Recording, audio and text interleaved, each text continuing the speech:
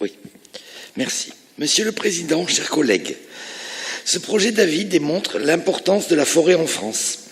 Avec ses 16,8 millions d'hectares, elle est la 4e plus étendue d'Europe. À cela s'ajoutent les 8,7 millions d'hectares des Outre-mer avec leur richesse et une biodiversité exceptionnelle. Au-delà de l'apport de cette couverture forestière à la diversification de l'espace, la forêt assure plusieurs autres fonctions écologiques, économiques et sociales. Si l'on reprend le cours de l'histoire, de l'Antiquité jusqu'au XIXe siècle, l'essentiel de l'énergie consommée par l'humanité provenait de la forêt. Aujourd'hui, les enjeux sont différents. Et ce projet d'avis, qui se concentre sur les impacts liés prioritairement au changement climatique, plaide pour une forêt diversifiée et résiliente, tout en protégeant d'abord l'existant. Il faut préserver, reconstituer, développer et gérer différemment la couverture forestière. Même s'il existe une controverse scientifique sur l'absorption carbone, la forêt assure d'importantes fonctions écologiques par ses capacités de captage et de séquestration du CO2, de purification des eaux et de protection de la biodiversité. Elle joue aussi un rôle important pour la protection des sols.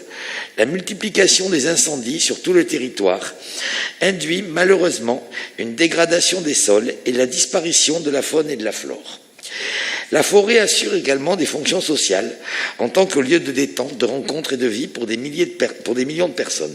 C'est un bien commun et à ce titre, elle doit rester accessible au plus grand nombre de citoyens. Enfin, la forêt alimente une filière économique sur l'ensemble du territoire avec de l'activité et de l'emploi local. Elle permet à des milliers de personnes de travailler et de vivre de ses produits en participant à la production de la richesse et en permettant à d'autres secteurs d'utiliser les produits qu'elle fournit. Si l'avenir de nos forêts est plus que jamais lié au réchauffement climatique, il dépend aussi de la responsabilité de l'exploitation pour ce qui est des choix techniques et des équilibres entre la faune et la flore. Il nécessite aussi une meilleure collaboration entre les chercheurs et les forestiers. Les groupes FO et CGT soutiennent particulièrement les préconisations qui vont dans le sens de la préservation, du développement et de la diversification de nos forêts, Préco 1 à Préco 4, et de la valorisation de la recherche, Préco 16. Toutefois, nous tenons à préciser que les forêts ne doivent être ni un produit boursier, ni une manne spéculative, mais un bien commun nécessaire à la vie, qui doit être géré et non prélevé. Et cela d'autant plus dans une période de développement de la lutte contre le réchauffement climatique.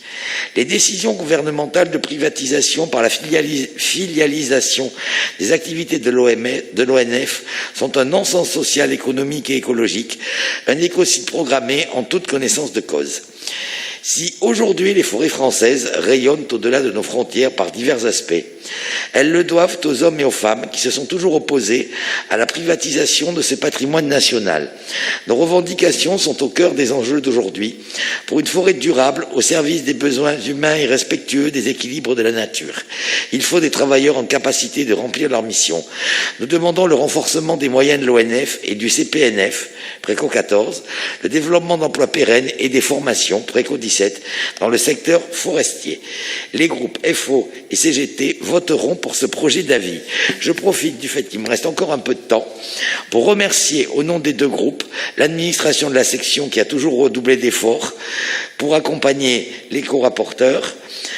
Et en cette fin de mandature, nous tenons à saluer le précieux travail collaboratif de l'équipe administrative et de remercier les rapporteurs et l'ensemble de la section pour ce travail collectif.